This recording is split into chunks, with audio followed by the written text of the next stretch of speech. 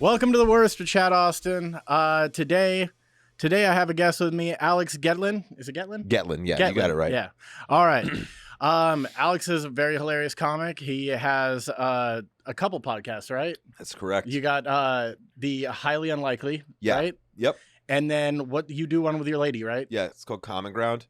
And that one's coming back soon, isn't it? I saw Monday. that on. Yeah. Okay. So the Common Ground morning show is we do it live every Monday. It's a live show. Yeah, we took a 3-month hiatus after we had our son, understandably. So yeah, Monday, October 11th. I don't know when this comes out. So This will come out on Monday, actually. perfect. So today, if you follow Common Ground, type Common Ground Show on Facebook, or just follow me, and we do it live. So like people comment with us. It's just like a morning show, talk about the news and other things going on. That's fun. Yeah, like she's a little more left leaning. I'm a little more like center right libertarians. We kind of. I feel you on this. Yeah. I feel it because my wife is the same. There you go, dude. We Right. do. So the tagline is finding common ground every Monday morning at 10 a.m. So, Okay. Yeah. I like this idea. Yeah. It's good. I would do this, but with my wife, but she's a little bit more fiery, and I think that I might get a punch thrown at me. Yeah, it's come close. On this. The other day I pissed her off because she has a couple like underlying health issues. Okay. It's a lot of autoimmune disease stuff. Sure. Yeah. And she just went to her doctor, and her doctor prescribed her the hydrochloroquine. Okay. Yeah. And boy. and she was like 3 days into taking it, and she was like, you know what, I'm actually feeling a lot better. And I looked at her, I was like, so Uncle Donnie was right. Yeah. So it works. And she's like, excuse me. I was like, That's well, so Donald funny, Trump was dude. right. I was like, he said it was a cure all, and now you're feeling better. And she wasn't having that. She didn't really like me saying that she was taking the Trump drug. But hey, Sure. it's the facts. Like no one knew what the fuck that shit was until he started talking about it. I just feel like I know this is not. I'm not by any means the first person to say this, but like I feel like we just get collectively dumber every week. It really feels like us as society, like the more we progress, the dumber we get. I feel dumber every week. I can't.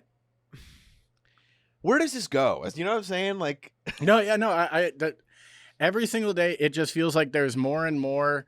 It feels like there's more and more things to absorb. yeah, But also everything is like everything is absorbed in a tagline or a headline. you know the other issue that 100%. Yeah. The other thing is like we don't even allow ourselves time to process. Like I feel like just immediately it's been like, okay, we have all these Haitian refugees coming in, and the border agents may or may not be like attacking them. Afghanistan, like it's just the second you start to like even learn what's happening, there's a new thing. It's like, care about this. Okay.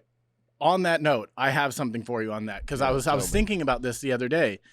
So they announced like the whole like Gabby Petito, right? Yep. They announced Yeah. that she's missing and blah blah blah blah, Right. and it's in this area of Wyoming and that and at like day number 1, there was a bunch of people like posting like had like, have you seen her? We need to find her. Blah blah blah. Sure. But literally day number 2, the narrative from at least most of the white women I follow on Instagram turns to, well, did you know that there's 700 indigenous women that are missing from that area? Of course. I mean, boom, just like that. Well, you know Fuck what? Gabby. There's man, I wish I remembered exactly what it is, but there was like a meme going around, and it was basically saying like this explains social media today. It's like, I like pineapple on pizza. Have you seen this one? I have. Right? And then it's like, you failed to mention blah blah blah, and it's like, You failed to mention pepperonis yeah. and jalapenos. What about them? But you know what, man? I feel like human to human interactions, for the most part, are pretty okay. At least in my life. And I talk to people too, because my parents, they get really worked up. They feel like the country's falling apart, and they're on Facebook a lot because they're in their 70s. Yeah, they're yeah. old, right? Yeah. My dad's always like, now he's his first grandchild, and he's like, what is it? Yeah, we gotta worry about his school in the future. I'm like, Dad, get off the internet. Think about the people you interact with in life. Are they assholes? Most of them are probably okay. The version of you on the internet is not the version that you're supposed to. You know what? I started doing a thing, and this really honestly helped a lot. I unfollowed everyone I know on Facebook. So I'm still friends with them. But you just don't follow their shit. Exactly. Oh, okay. So if I'm like, hey, I want to see what's going on with so-and-so, I can go to their page, check in, but I don't want to, the only things are in my Facebook news feed are like comedy live shows that I'm keeping tabs on, and then like a couple news sources that I trust.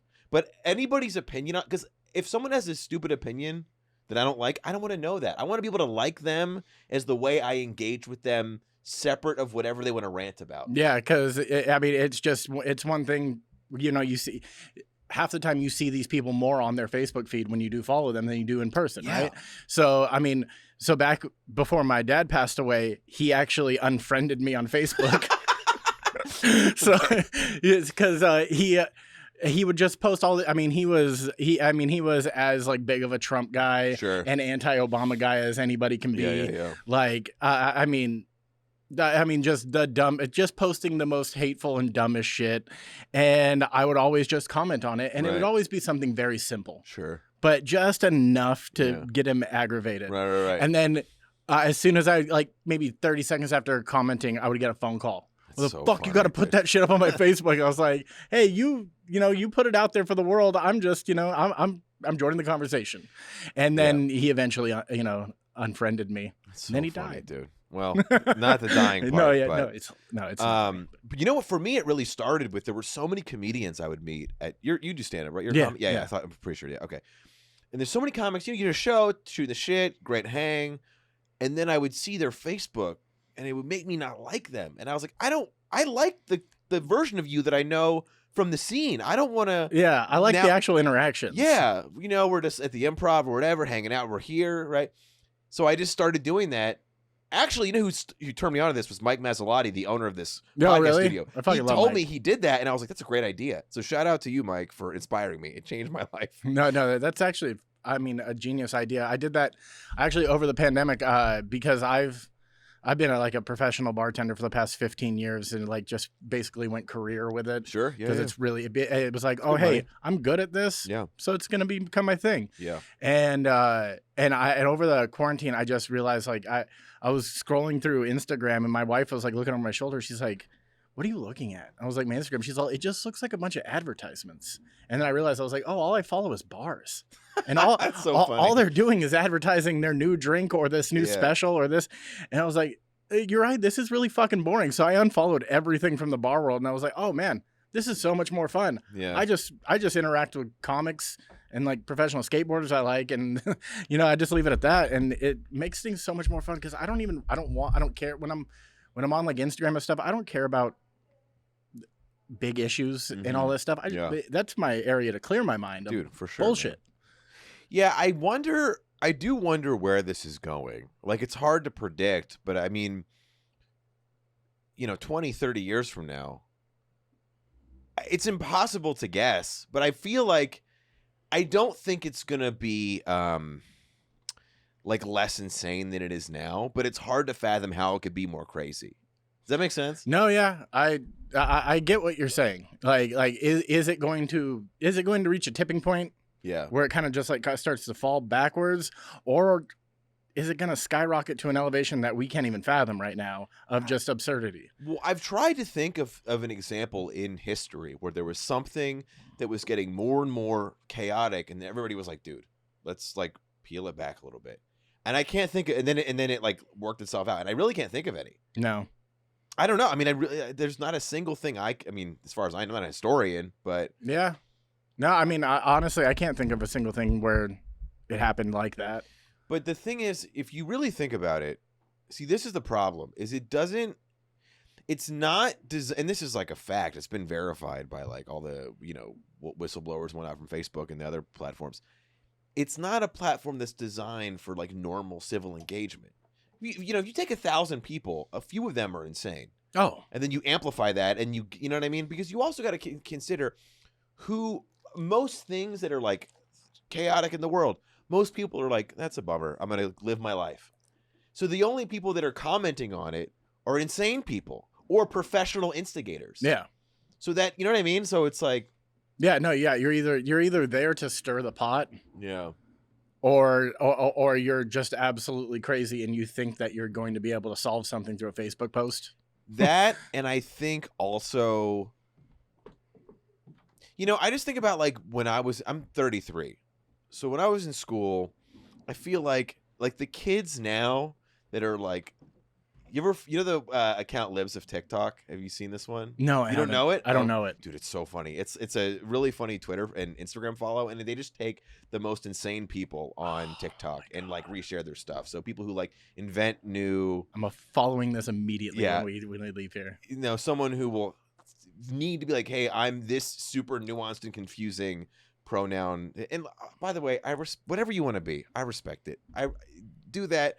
I'm into it, but I don't care. You know what I mean? Like, I'm not going to celebrate it, but I'm happy to let you have that. But they want everybody to be, you know, whatever. So my point is, though, that was like the weird kids who like were the goth kids in school, or they were the cutters, or they were like, you know, they like had a thing that was like, I'm different. Yeah. But and that was great. That's how you express yourself. And then it was like, great, you do that. I hope you're not a school shooter. Do you? Yeah, exactly. You see somebody like that and you're like, hey, bud, I want to make sure I say hi to you every day. Right. But now that same void of like, I need to be different and special and get, you know, that thing carved out. You have like an avenue to be like, I am important, you know? So I feel like that's where it's gone. No, and it definitely, like, it feels that way with a lot of things, like that whole, the pronoun thing. I feel the same way as you. It's just like, good for you. I really don't care. I'll call you what you want me to call you, but you're not a hero for it or whatever. But it's, I just recently saw one, and it might actually be from that account. There's this girl talking about how her pronouns are now bugs. I saw that. Yeah. So that's from Libs of TikTok. Okay. Well, did they curate? It's one. Yeah. Guy Oh yeah. who Yeah. runs But it. yeah. That might be where I just didn't maybe look at the account, but I think that might be where it was from. And I was looking, I was like, holy shit. Like, now it's just getting, you know, like he, him, they, them, she, her, like, it's fine. You know, it's like, I think, I really think there's a certain mindset of folks that like, they want to look for the conflict. And if you, like, it's not enough to be like, yeah, great, have that. I don't care. It doesn't affect me. So like, good, but why do you need, this isn't like newsworthy for the world to engage, you know. But then you got to remember, like, when you're in high school and middle school, which is most of these people, your world is just you. Like, you're obsessed with your own self-existence. Yeah, exactly. Well, and figuring out what that actually is, too. I don't know if this is the stuff you talk about normally in the podcast. No. podcast. I mean, it's fine. I usually, in the beginning, just kind of fly off the handle for a little while. So, however we wanted to start this was how we wanted to start it. Sure. In fact, like, before we even started, we were talking about our kids and about, you know, just like the shit that they watch when they're little and all that stuff. And it kind of reminded me of this, because I was telling you it doesn't get any easier. And I have a story actually from last night about my child. Okay. She's playing outside. She runs inside. Walt looks at me and goes, I got to take a dump. And I was like, cool. Okay. I mean, she announces it every time for some reason. I don't know why, but she does. And I was like, cool. So she runs upstairs and she goes to the bathroom, and I'm sitting down. I'm doing some work on my computer. And then she's standing by the front door, like waiting for my eye to catch her. Yeah. And I was like, what's up? You going back out? She's like, yeah. But so there was no toilet paper upstairs. Okay. And I'm just like, where's this going? Oh, no. And she's like, so you know the cardboard thing that the toilet paper comes on? I'm like, yes. Oh, God. And she's all, so I just ripped that up and then I scooped it out. Oh, resourceful. I will say, resourceful. And I was like, what the fuck, man? And she's all, but I was pretty sure that couldn't flush, so I didn't put it in the toilet. And I was like, oh my God, what did you do with it? She's all, well, I washed it off in the sink. And I was like, oh, fuck. She's all, and then I threw it in the trash can. I was like, dude, all of that, just, I don't know what the fuck to tell you, but the first thing is go get some tissue and pick up all of your little pieces of cardboard and take them out to the trash. Do you think your daughter, like, is she kind of a prankster? Like, she kind of like wanted to be like, thought it was hilarious, or do you think it was more? No, yeah. I think I don't know. She knows that I do comedy. Yeah. You know, and has she ever seen your stand up like on a clip or something? No. I'm pretty blue. Like, it's, you know, it's like, so I haven't really, I tell her little jokes, but mostly street jokes, you know, and she just thinks they're hilarious. Yeah. But yeah, so I think she just knows. And then she also knows that, like, I enjoy doing roast battles and all that stuff. So she really likes to talk a little shit every once in a while, but she usually tells me these things and then looks at me like, what's the reaction gonna be? Yeah. That's funny. And my reaction last night was just like, go clean yourself up. Like, go get some toilet paper because we have it. It just wasn't in that bathroom. All you had to do was call for one of us. Sure. But I wonder if she was like, Dad's going to think this is hilarious. I feel like it might have been. Yeah. That. But at the same time, I mean, look, afterwards, yes. But I was like, I know your ass isn't clean. I went into full dad mode at first. And then afterwards, I was like, all right, I get it. I get it. It's funny, but shit, kid. Like, yeah. A couple weeks ago, she went down to visit my mom, and we go to pick her up, and my mom was like, so she's like, Josie started just making fun of your sister's nose the other day. Okay. And I was like, oh, okay. And she's all, it was very unprompted. She's all, and then she started making fun of like the bags underneath my eyes. And she's all, when I told her it was hurtful, she was like, I'm just roasting. And I was like, fuck, dude. It's so funny, right? Because you have to explain where it's like, that's not, you can't just like roast people. Yeah. So I had to sit down and have a conversation with her. I was like, this happened last time I was here. It sounds like there's elephants jazzercising above us. What's up there? I don't know. Yeah. Wow. It's fucking the March of the Third Reich or some shit. These mics are pretty good. It didn't pick it up. It's just kind of distracting. Sure. And I had to sit down and talk to her. The Third Reich. I had to sit down and talk to her about how these are shows where these two people agree to do this to each other. Right. And it's not just unprompted. Just go and roast strangers. Yeah. And I was like, and you don't just go and roast your grandma and your aunt. Right. I was like, they're not ready for it. So funny. They don't want it. See, that's the thing. I'm becoming more aware. Like, obviously, I feel like a dad, but I'm realizing I don't feel like a dad yet to the level that like you're a dad. I mean, obviously, I'm 3 months in. Yeah. But I still kind of feel like I have a really needy pet, only because I'm not. Like, I don't have to teach my son life lessons yet, and I'm becoming more acutely aware of, like, I'm going to have to start, like, things like that. I'm like, man, because what if he roasts somebody and it's hilarious? The comic in me wants to be like, that was great, but the dad has to be like, you can't, I understand what you're going for here, kid, but there's a time and a place. Well, yeah, no, actually, so there has been times where that's like, she's come home from school before where she was like, Dad, there's this boy in my class, and he's constantly like, constantly taking my food, or he like walks by and like flicks me on the ear, and I'm like, okay, I know this vibe. It's the little kid I like you thing. Yeah. And I was like, but also don't take any shit. Yeah. I was like, what do you want to do about it? She's all, well, she's like, I don't want to like hurt him or anything. I was like, no, that's not what I'm saying. I was like, what do you want to do about it? You want me to call your teacher? Do you want me to call the principal? Like, how do you want to handle this? She's all, I just need a joke. It's so funny. And I was like, it's Help just me roast my bully. Yeah. And I was like, all right. So Josie, when you look at him, I was like, what's the one thing that stands out? And she's like, well, he has a big nose. And I was like, all right, there we go. We got something. So funny, so I just helped her cook up something little, and she went and used it at school, and then he stopped fucking with her because she did it in front of a crowd of kids. Dude, but Josie, good for you. Yeah, girl. she stood up for herself, super proud of her, and so I think she took that, as like, hey, it worked out this time, and then she kind of went a little off the edges. Hell yeah, with it, man, but, that's great. It's fine. It's fine. Yeah, that's fun. It's never a dull moment, dude. Sure. I mean, I could give you so many horror stories about what it's like to be the parent of a child that's getting older and trying to figure shit out. Last year she fucking brought a knife to school On purpose? Yes. Oof. Check this out. So, and I felt bad afterwards, but I was so pissed at her in the beginning because bartending, I carry a knife with me to work every day. Sure. I have to open boxes, do whatever it may be. Yeah. And I usually have it Fend clipped off the homeless. Yeah, after late nights. Right. And I usually have it clipped onto my pocket. Yeah. And then at night when I go to I get in bed, put on my sleep pants, I take off my jeans, and then sometimes the knife falls out of my pocket. Sure. Yeah. So she finds it on the ground.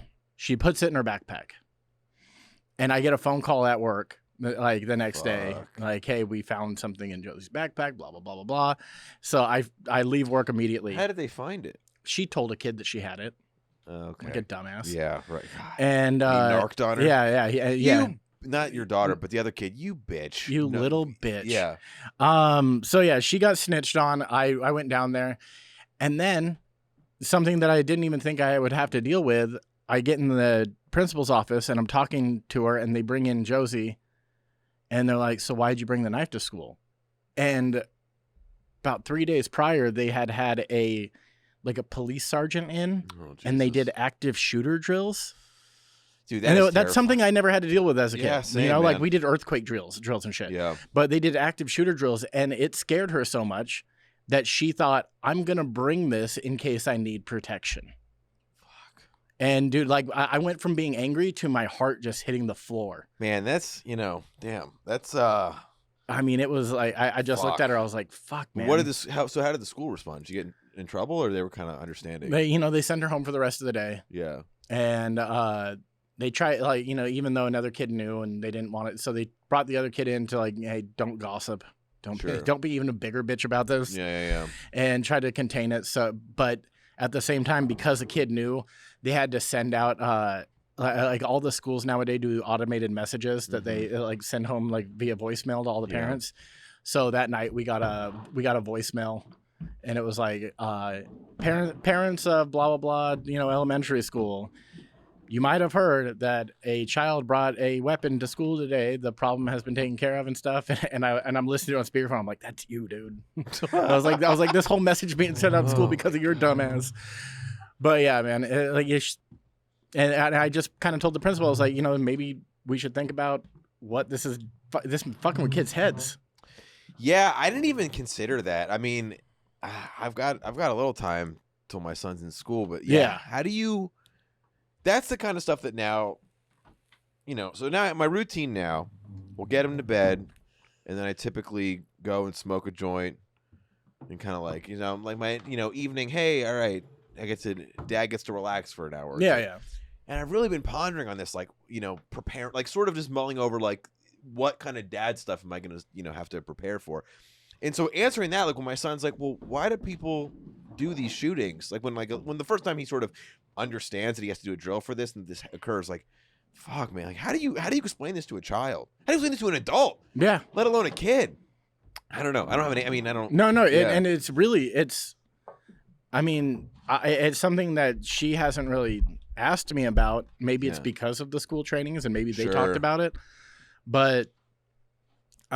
There's just so many conversations that I know that I'm getting close to because she's almost a teenager that I'm fucking terrified of having, I talked about this on one of my previous podcasts, but she started doing this noise. She would walk up to me and she's like, Dad, can I get a hunya? And I heard you say this on a previous episode. Yeah. And it's actually a sex noise. Yeah, right. And I'm trying, and I don't want to tell her that's what it is. In a movie or something? She has Instagram. Oh, okay. So I think she's just because she scrolls through like the explore page because she likes to make videos and stuff, and I think she maybe heard it. Yeah. And she thought it was just a funny noise. But I'm just like, I don't want to tell her to stop because then I have to explain to her why, because she asks why about everything. That's so funny. And I was like, all right, well, 11's too young for this conversation. I'm not doing it yet.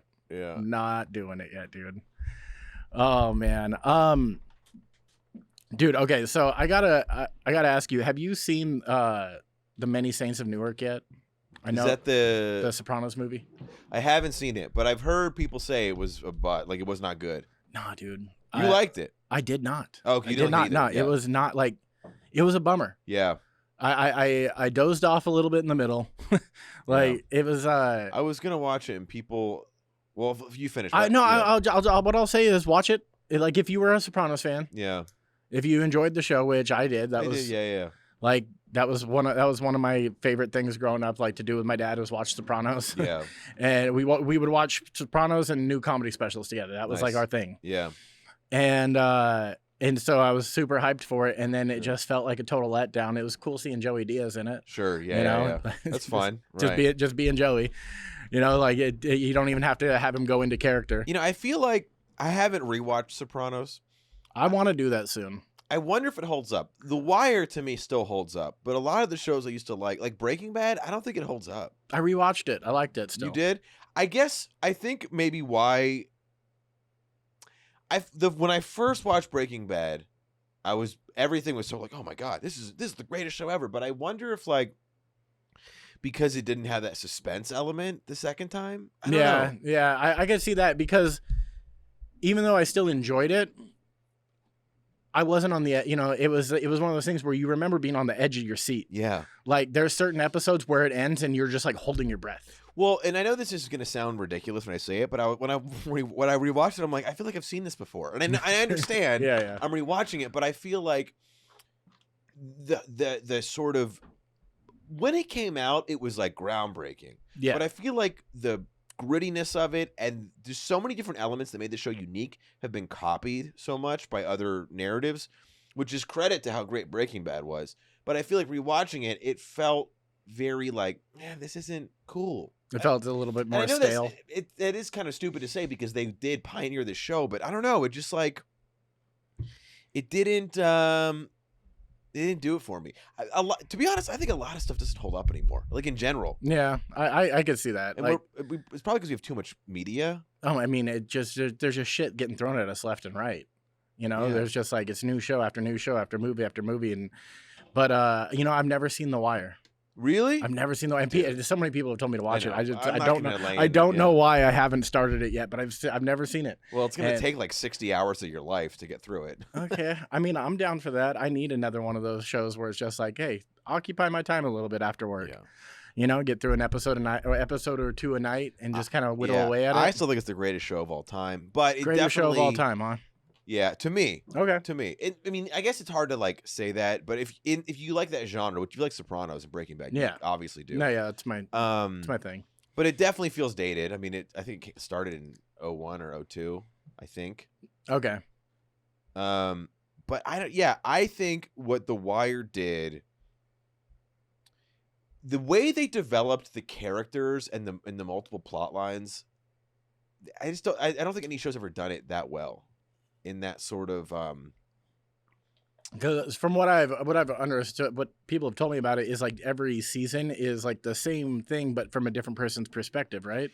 Yeah, something like sort that. Of. Okay. They focus on different elements of the drug trade in Baltimore. Okay. But the same key cast goes through the whole series. Yeah. But there's certain so like the first season, this doesn't spoil anything, deals with like these guys. Idris Elba is one of the stars. In these drug lords who run these like projects in like these in Baltimore, and they're like the kind of the key players in the inner city Baltimore, right? They're like the heroin kings.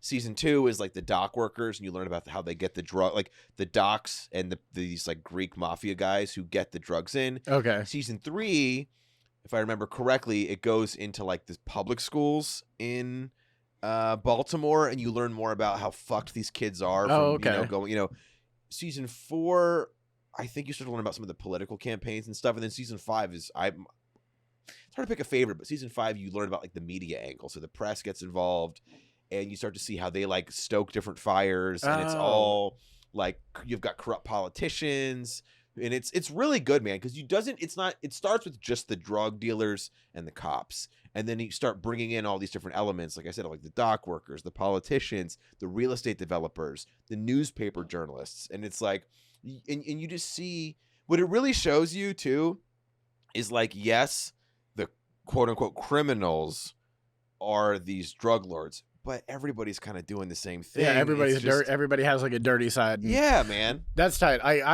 I'm all for it, and I think I'm gonna start it soon because I've always felt like the king of like jumping into like a boat too late. Sure. And I mean, like Game of Thrones, I didn't start watching that until it was like almost over, and then I was hating on it the whole time. Like it's like fucking Lord of the Rings. I don't want to watch it. And then I started it, and I was like, why the fuck did nobody tell me about this? Yeah, it wasn't for me, but I appreciate it. Is a good show. I just I don't know. It just didn't catch for me. But I love finding a new show that like the hype is kind of come and gone, and then I discover it. Because then it's like, dude, I have so much content to binge. Yeah, dude, I don't have to wait every week for this shit. Yeah. I can just watch it whenever the fuck I please. Let me ask you this. Yeah. If you could erase your memory and rewatch any show for the first time, which one would it be? Ooh. You know what? It's probably going to be Boy Meets World. Really? Could you imagine it being a sitcom? Yeah, it's I don't just know, like, maybe. Well, you know what? I really just want to be shocked again when Sean's dad leaves and he has to go live with the Matthews. I would like to rewatch The Office for the first time if I could. I mean, that would be, yeah. Actually, I just watched that for the very first time. Wait, really? Yeah, during quarantine, Did you actively avoid it beforehand? 100%. Just because it was too popular? Yeah, I get it. I was being an asshole. Yeah. I kept on telling people, no, your show sucks. And what do you think And now? people would get so mad. People would get so butthurt. And that was my favorite thing. My favorite thing was that people would get so mad about a show. Yeah. So I would That's just lean into it and be like, no, it's a fucking stupid sitcom. And then my wife started watching it. Yeah. And I was sitting down and I was doing something on my computer and I was listening and I started giggling and I was like, fuck. Yeah. And then she was already like 3 episodes into the first season and I was just like, all right, I'm going along for this ride. Right. And I thoroughly fucking enjoyed it. It's a great show, man. Some of the later seasons get a little silly, but also there was only so many places that could go with it. You know, I thought the first, 3-4 seasons, that Jim Pam narrative, really good. Fantastic. Like all the way into the wedding and shit. Yeah, like, man. Fantastic. Like great love story. There's also a thing where stuff just becomes too popular and then people stop. They don't even become haters of the thing or the person. They become haters of the fan base. I think Joe Rogan's an example of this. Oh, Because 100%. people who hate Rogan, and I'm not like, I like Rogan, but not like, I love him, but he's great. But I also understand he's like too popular. And I think what it is like anybody like this, right? They're so famous and liked that you just can't stand the people that like revere them. So you won't allow yourself to enjoy any of it. No, I totally get that because I like Joe. I think that he's great at what he does. No one does a fucking 6-hour podcast like that guy does. That's his thing. And I'll be honest, since he moved to Spotify, I haven't listened to a single episode because I don't have Spotify, and I just really don't care get it for free. There's a free version. I know, you don't want to. to. I just don't care to download it. Yeah, and I even sometimes see like, oh, that's a really cool guest, and then I'm like, I don't want another app. And then, but I always enjoyed it. I always enjoyed his content, and he always had like really good talks. But it's exactly that. Like you go to his Instagram page and you just click on the comments, and you just see these people like treating him like he is Muhammad, the prophet, right, like, I know. and you're just like, oh, well, chill out, man. Like, yeah, he's too, but I think, but if you think about it, we've kind of always had those people in society. It's just now always we're so interconnected with our opinions. But I feel like, I mean, I don't know who a good example to compare him to is, but like, I mean, look at how popular, like, I don't know, even like FDR was when he was president. You know what I mean? Like people fucking love, or Kennedy, or I was gonna say JFK. JFK was one of those people, but we knew a lot less about them in real life. Well, well, that was the thing is, I mean, all the way through the 90s and like the very beginning of the 2000s, there was still a mystery to celebrity. Yeah, you know, there was very much too. like, and that was what was intriguing to most people was, oh man, I wonder what this person's like. Dude, it's funny you say that because I still like Korn, but when I was in middle school, I fucking loved Korn. Like I love those guys and Limp Bizkit and all the other, but like Korn was like the number, like fucking loved Jonathan Davis, all those guys, dude, right? And then now I can like look at their Instagram and stuff, and I was like, they're just like they're just dudes, yeah. And they're not even like that great of musicians. Like no, Korn is not good music. I like it, but I'm aware. I know what it is. But at least then you could be like, oh yeah, these fucking like rock and roll dudes, and now you're just like, they're just guys. They're not that interesting. No, no, very much like it's bad. Yeah, it's just like today I'm building a model car, and you're like, you're fucking you. That's what I wonder. Like back to what we were saying before, like where does this all go? Because if you are I mean, even like what we do, right? To some, like everybody to some extent is like has some sort of public persona. Yeah. And it's just like you're a comic, I'm a comic, we do podcasts. So like more of our lives are out there for the world than like your average person. And you have someone like Joe who's like mega famous. But I just wonder, like, now if you want to be, like, if you just want to be a thing, if you can't be one thing, right? Like if you want to be like an artist of any kind or a public persona, I don't think there's any new famous person that can be famous for one thing. You have to now really have like a full ongoing 360. I mean, I can't name a single comedian who's become like super famous in the past 5 years who doesn't have like 8 other things that made them get famous. No, I mean, it doesn't exist. No. It doesn't exist because you get famous from your podcast, or you get famous from, this acting role, or you get famous. No, like you can't say that there was like it in the past 5 years. I can't think of a single comedian that got famous just from doing their sets. No, it doesn't exist. To me, the perfect example is Tim Dillon. Because and Tim Dillon is phenomenal. He's one of my favorite comics. Fantastic. Finally getting the credit he deserves. One of my good friends opens for Tim off and on. And the best example he gave of like how this model has shifted.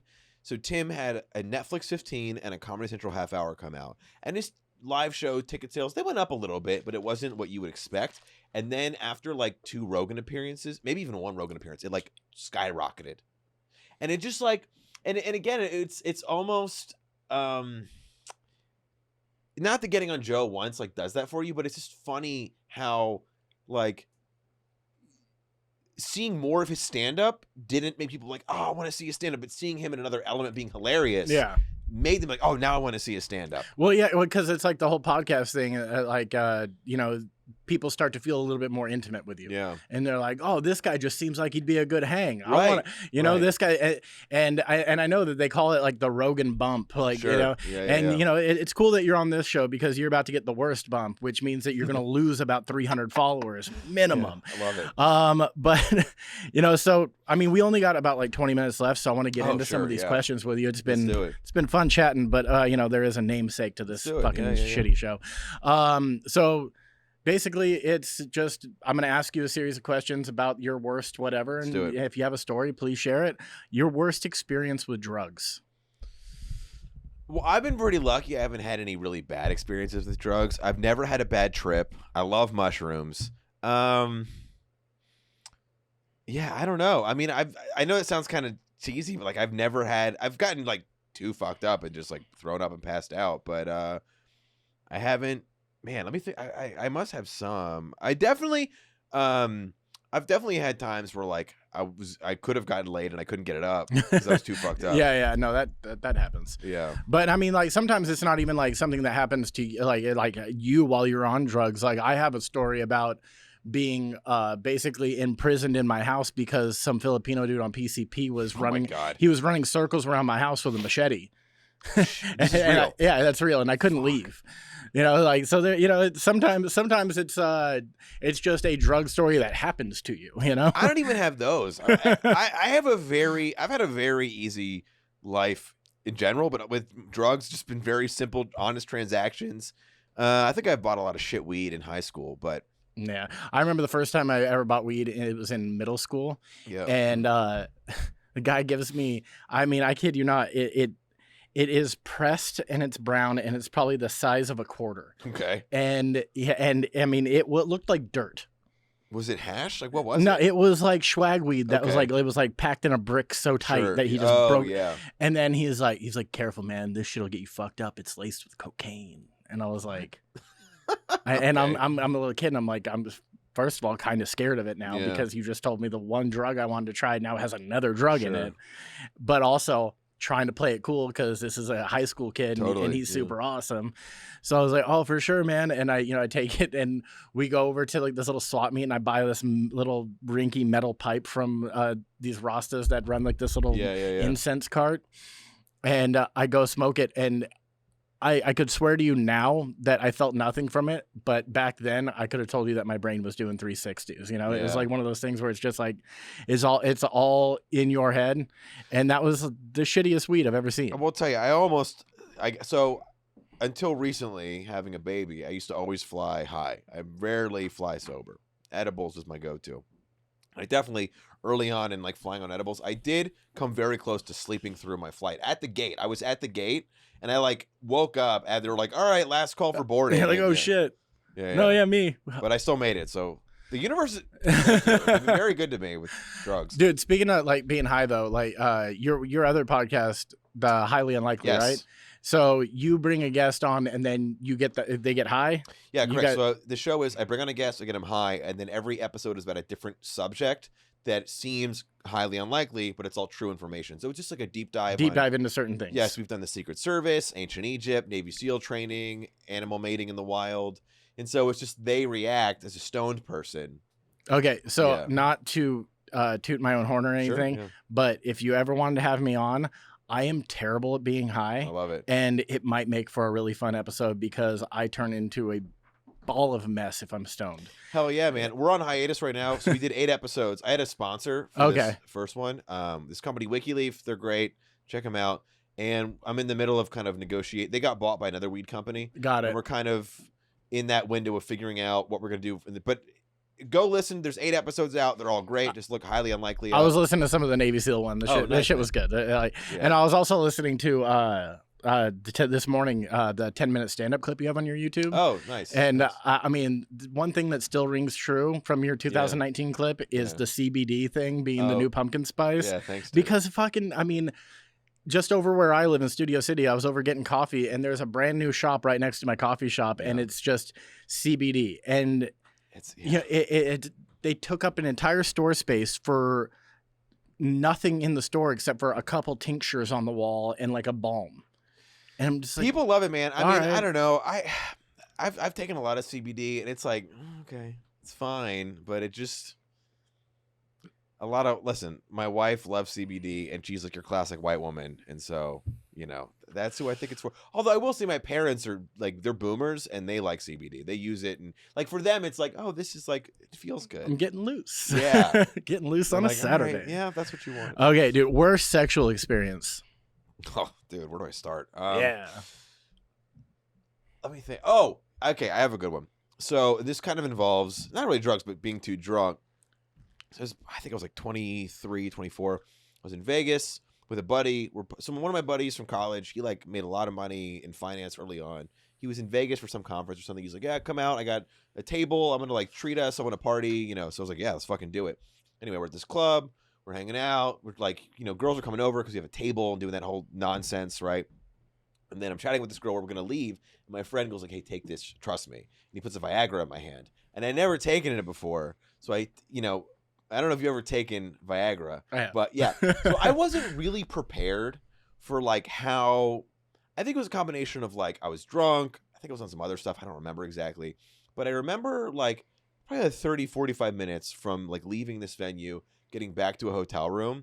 And I think it was like so much blood had like left my head into my dick, and I was like fucked up. Like it was like, it felt like my dick was like flexing, like it wanted to like flex out of my body. Like it was doing like the Hulk in the purple pants. Dude, you ever seen like the bodybuilders when they like do the yeah. That's what it felt like, and I was just and I just remember I couldn't really get into it because I must have been on something else because I remember thinking like, wow, this is great, like this is so nuts, Yeah. Okay, so then, it's 100% true. It's going to sound like I'm making this up. I promise this is real. This woman's on top of me. We're going at it. And I'm like, oh, yeah, I'm super hard. And I don't even know if I enjoy this, but she's, rock hard. I was like just into the fact that I was like the hardest dick I've ever had. Yeah. And I didn't even like it at that point. But then she asked me to spank her. I was like, hell yeah. And I like kind of like, because I was on my back, I like leaned up and like smacked her like, right? Yeah. But my aim was off and I hit myself in the nuts. Yeah. It's fucked up, dude. Terrible. Oh man, dude, that's I could but that's, I mean, it's not that much further down. No, it was. I mean, it wasn't a full on. Like it was kind of like my Like, palm kind of hit her ass cheek, and the and the fingers kind of fingertips? slapped the Yeah. bag. But it's enough where even drunk, I was like, oh fuck me, and I just Did you power through? kind of. I don't remember. I mean, I do remember reacting to it and her being like, "What's wrong?" And I was like, "Nothing. It's fine." It's okay. Yeah. Just keep doing what you're doing. What would you say is the worst thing about being a father? Just how much time it takes out of my day, and my son is the greatest thing that's ever happened to me. I will say this: most people should not be parents. 100%. Yes. My wife and I, we planned for this. We prayed on this. Like we were like, thank God. Like nothing has made me happier. And still, we work from home right now, and we have a good balance of like trading off who's in charge. Even still, it is really fucking hard to get all the things done. That's been the toughest thing to just accept. Because we're both in the industry. We both do stand up. She's a script writer. She has projects she's working on. I have projects I'm working on, and it's just. We've really had to learn quasi the hard way that like everything's going to take longer, and it's worth it, but that has not been an easy transition. No, yeah, it's a lot to get used to. Yeah. It's like My 3 months in of parenthood. no, but still, like Yeah. like even 11 years in, Sure. Yeah. like you'll still be at points sitting at home, and then you'll be like looking at like for instance the night that Bill Burr dropped in here. Mm-hmm. I'm Yeah, looking that's. I'm looking I saw at that I'm on looking at Instagram. Instagram, and I'm just like, motherfucker. Was that your show? Oh, No, you weren't there. Yeah. but I was just like, I saw that, like, and that was incredible. goddamn. And I will say, on the other end, he's now just getting to the point where he like can recognize my voice and my face, and like he'll be like breastfeeding, and I'll walk in the room and talk to my wife, and he'll kind of like I see him turn his head and recognize my voice, and I'll come over and be like, "Hey, buddy," and then he has this like he'll kind of take a second and then have this giant smile on his face. It's hard to put into words How fucking cool that is. it's yeah. I mean, it's the greatest, really the greatest thing I've ever experienced. I'll tell you what, that never gets old when your kid's excited to see you, Yeah. because I work a lot of like 16-hour days. Sure. So I'll leave for That's tough. Yeah, I know. I'll leave. I will drop my kid off at school at 7:30 in the morning, and I won't get back home until she's in bed. Mm-hmm. And then the next morning, like when I wake her up, she's pumped to That's see me, awesome. and I'm just like, that is cool every time it happens. I have memories of me and my little brother when my dad worked a ton, and he would come home, like around like right at like dinner times. It was dark, it was late, and we would like run to the door like, Dad. I like remember doing that. And I was like, man, that's gonna be fucking awesome. No, yeah, it's really one of those things where it's just like, no matter how tired I am, that shit is cool when I come home. I can come home and like, for sure, dude. Like they're just like, hey. You might have had a fucked up day, but what's up? And I'm like, oh, there you are. What's going on, dude? It also, and again, I know I just said most people shouldn't have kids, but I also see some people who don't have kids, and they kind of, when they're later in life, they don't have like a thing that kind of keeps them in check, and they sort of spiral. Yeah. No, that happens. That definitely happens too. But also, like, there's a lot of those people that don't have kids, and it's for a good reason. Like, also like, people who have kids spiral all the time too. It's absolutely, yeah. That doesn't stop you from doing right. it. You're just a shittier person when you do it when you have a kid. All right. So, what do you think would be the worst way to die? Oh man, dude, I've watched so many Narcos, like those shows about like the just being tortured. For sure. Tortured. Now, what form of torture? I don't know, but actually, I take that back. Even worse than dying being tortured would die having the world think I did something like a false crime that I didn't commit. Like if I was like framed for a murder and got killed and the world thought I was a murderer or something, that would be the worst. But second to that would be torture. Yeah. Child molester dies today, and you're like, wait. Yeah, exactly. What? Right? No.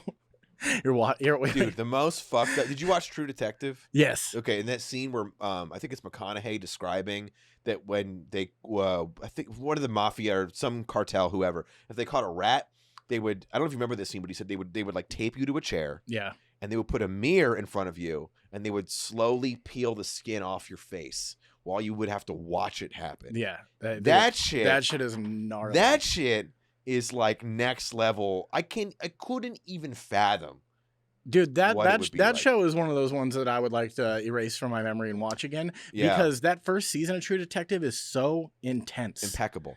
I liked season 2. I know people hated it. Yeah. But I liked it knowing it was nothing like season 1. Well, yeah, no, it didn't bother me. I was like, at first there was a little bit of letdown because I was waiting for that feeling, that haunting feeling.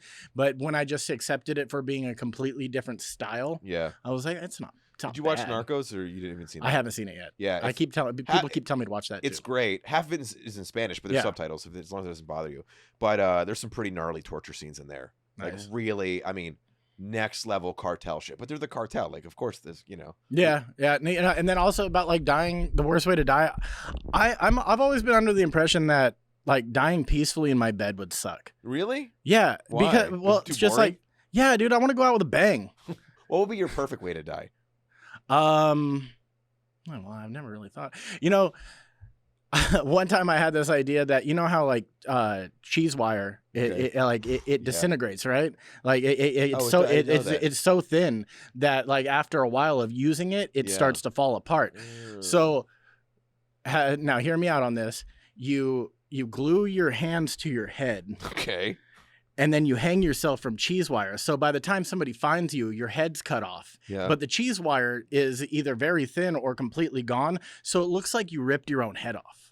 Oh my God, dude. I mean, That's some Incredible Hulk shit. Yeah, And it's I mean, that would be the wildest thing for somebody to find. Like some dude laying on the ground and his head's over here in his hands. Dude, that's like a Jackass prank combined with like, you know, a murder mystery. You know, I actually one time did see somebody a decapitated body. How? Okay, so check this out. I was in San Diego. Yeah. And you know, working the bar industry, I always anytime I go to a city, I always make the rounds to see all my friends in the bars. And I was at my buddy's bar. It's called Lion's Share in San Diego. If you go, there's a great bar. Please check it out. Don't let this story discourage you. Okay. You hear that, Lion's Share? And we're sitting in the bar, and this guy walks in, and I'm talking like he was a black dude that was as white as a ghost. Okay. Like I'm just had this haunted look on his face. Yeah. And he walks up to the bar and he just goes, "Can I get a shot?" And I'm looking at the bartender and I'm looking at him. I was like, "Do I ask?" Yeah. And I was like, "Hey, dude, what's going on?" And he's like, "Don't go outside." And I was like, well I'm fucking going outside now. So I run outside with my wife and I start hearing sirens. So I start following them, and around the bend there is a Italian restaurant. It's actually where they shot a couple scenes of Top Gun. Oh, cool. And then on the other side of that place is train tracks. Mm-hmm. Okay. And I look over onto the train tracks, and there's a dude's body, and then there's his head, and then here's one of his arms. Fuck. And the guy that walked into the bar and got a shot was his homie that he was walking with. So find out later from my homie, the bartender that was working, that they were, you know, the food company Cisco. Mm-hmm. Yeah. So Cisco was having like a gigantic Christmas party. Okay. And it was at the San Diego Convention Center, which is like a block away. Yeah. They had, I mean, it was like, he was telling me it was like ridiculous. They had like Aerosmith playing there and shit. Like, That's you know, just blowing it up huge. Yeah. And these guys decided to leave early to go to a bar and get a drink. And they were walking on, and they were hammered already. They were walking on the train tracks. Train was coming. And one guy bets his friend that he can successfully Indiana Jones roll underneath the train. I mean, at a certain point, that's Darwin, dude. Like, Yeah. you know, if you rest in peace, and my thoughts and prayers to your family, I suppose, but that's on you, dude. If you're dumb enough to do that, you weren't supposed to be here anymore. No, yeah. So I happened to make it over to the train tracks just in time before the coroners were putting blankets over the different parts of the body. So I saw everything. Dude, and it was I will fucking say wild. on the social media thing, I've seen a lot more death on Instagram than I ever thought I would. Like, if someone just explaining what Instagram is, I never thought I'd see so many videos of people dying. No, yeah. I mean, especially like I started on Instagram, like, you know, right when it first started. And I just remember I didn't really think of it as like a social media thing. I was just like, it's like I'm sharing, and I would post like, I was like, this is my cat, Sure, you know, like I was just, you know, just posting like random ass things around my house and stuff. Like, I bet I could take a cool photo of this. It always starts like that. Yeah. And then chaos ensues. Yeah. And too many people are on there, and then, you know. But yeah, there was like a video went around. It was like a donkey getting hit by a train. I don't know if you've seen this one. And Yeah, it, I like have. explodes. Yeah. And I was just like, I mean, admittedly, it was kind of cool to watch, but I know that it's fucked up. It's to really, say that. it's fucked up, but there's It was kind of incredible to see, like, wow. parts of your brain that just say, you know what, you kind of want to watch this. Well, I'm curious Yeah. like, what's going to happen, and now I know. Now we know, you know it explodes. Literally. No, but seriously, dude, Instagram was so small. I actually met my wife on Instagram. Wow. I found her on the popular page because her photo had 40 likes. Damn, dude. This is way back. What's 40 this, like, likes. 2013? 2010. 2010. Damn. Yeah. Wow. Yeah, 40 likes. And I found her on the popular page. I was like, this girl's cute. I'm going to message her. Look at you guys. Boom. Married. You're 11 years together. Yeah. That's great. Yeah, man. An 11-year-old kid, that would make sense. Yeah. Yeah. Right. Boom. Right Happened. away. But yeah, dude, we married in 2014, but together since Sure. 2010. Yeah. All right. So what's the worst show you've ever done? Oh, dude, so many. Oh, man. I mean, there's a bunch, but I think one of the first shows I ever did was one of the worst ones I ever did. I want to say this is in 2012. I started in 2012, and I think this was around then. And there was this, I don't know if it still exists, but a strip club called Cheetahs. Oh, yeah, I know Cheetahs. Okay, yeah. And this guy, I don't remember. I don't know. I think his name was Julian. I think his stage name was Pussy Jones. If you ever see this, I'm sorry, dude. I appreciate you booking me. But he was like the lead singer of a funk band. Okay. And I guess he was trying to get into comedy. So he like would perform at Cheetahs with like go-go dancers. And I guess his idea was to like do some music and then be like, all right, time for comedy, right?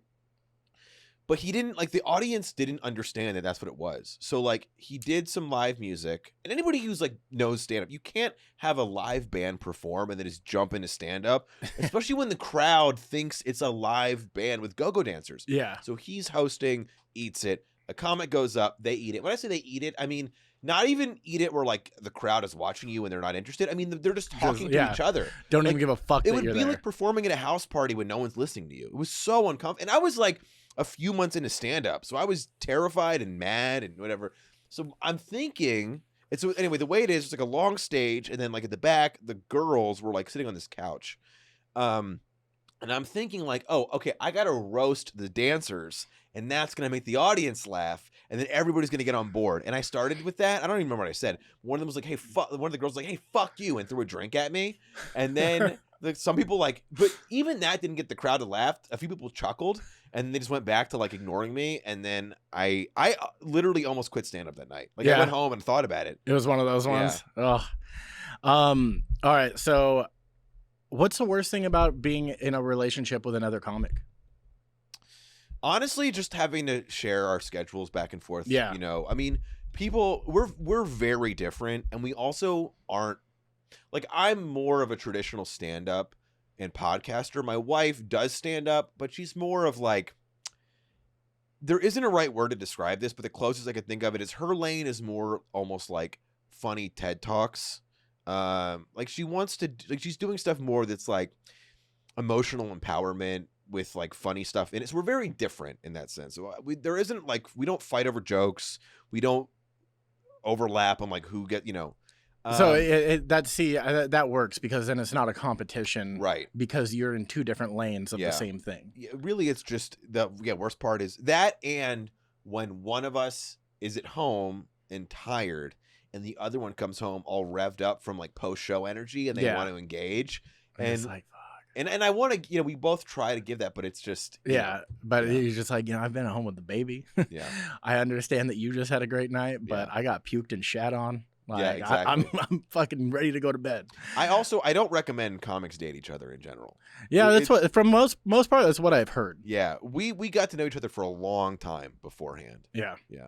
Okay, so the last segment of this show, it is a speed round. Yes. It's called Are You the Worst? Right. I'm going to ask you a series of questions, and you're just going to answer them as fast as you can based on the truth. Have you ever stolen from your parents? When I was very young. Have you ever lied to your spouse? Yeah, but nothing significant. Have you ever been a bully? I'm sure. Yeah. Have you ever cheated on someone? Not a serious girlfriend. Okay. Have you ever worn Crocs? No. Good man. See, that right there already tells me you're not the worst person I know. Have you ever worn cargo shorts? Yeah, of course. Yeah. And when you had hair, did you ever do frosted tips? I did not. Good man. All right. Is there anything you want to plug before we're done? Yeah, just check out Highly Unlikely. The audio versions are like the full 45-minute episodes on all the platforms. And if you go on wikileaf.com, there's video versions. And also if you just go on YouTube, type in Highly Unlikely Podcast Show. It's like a 15-minute video version with like pop-up graphics. It's really fun. I spent a ton of time editing it. So I would love it if people checked it out. And I think it's pretty good. And just follow me, Alex Gettlin. My podcast with my wife, Common Ground, comes back today when this comes out. And, you know, I'm doing shows here and there. So just follow me on Twitter, Instagram, Alex, Gettlin. All right. Follow Alex. If you're watching this, you hopefully already follow me, but it's Chad Austin on everything. Thank you for listening to The Worst. Thank you for watching The Worst. Tell your friends to like and subscribe. Holler at your boy.